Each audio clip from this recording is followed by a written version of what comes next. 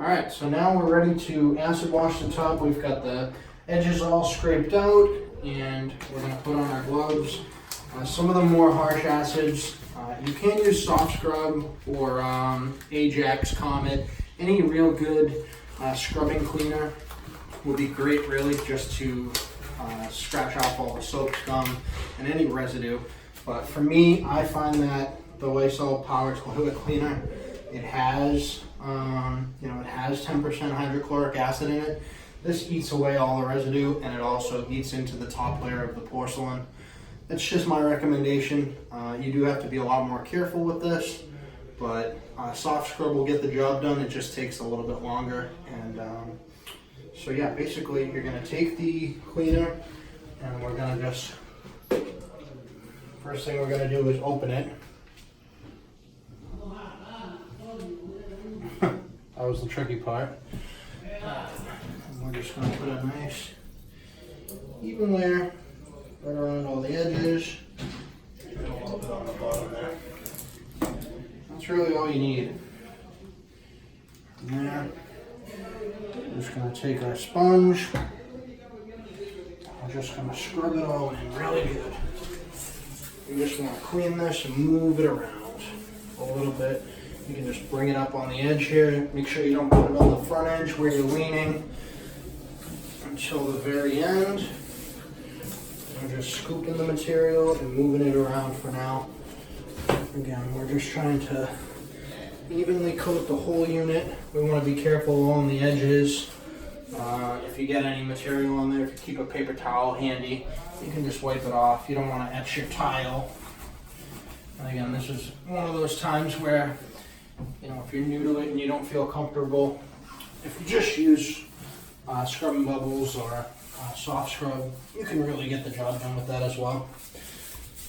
Alright, so we're just moving the material here, giving it a nice quick scrub. And these are all cleaners that you can buy right over the counter. You don't need to buy some industrial strength application. Now for the last spot, we're just going to hit the top edge here. We don't want to do the outside because we don't want to get a bunch of water on the floor, and the outside usually doesn't have any soap scum on it anyways. Alright, so we're going to give it a nice 5 to 10 minutes just to set in there and really work, and we will go from there. Alright, so now we've got it all scrubbed in a little bit. The acid's had time to sit on there, so I'm going to give it a quick scrub and really work the acid in. And from there, we're just going to rinse it off, and then we will be ready to dry everything out, tape it up, and recast the unit.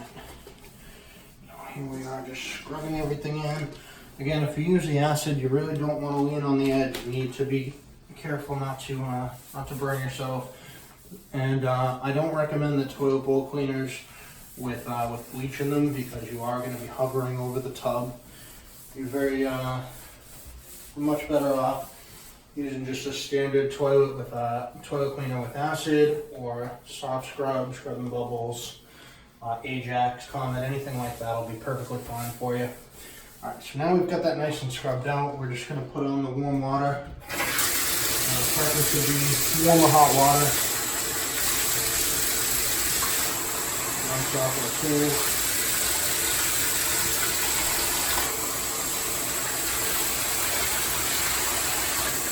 I'm just going to keep rinsing.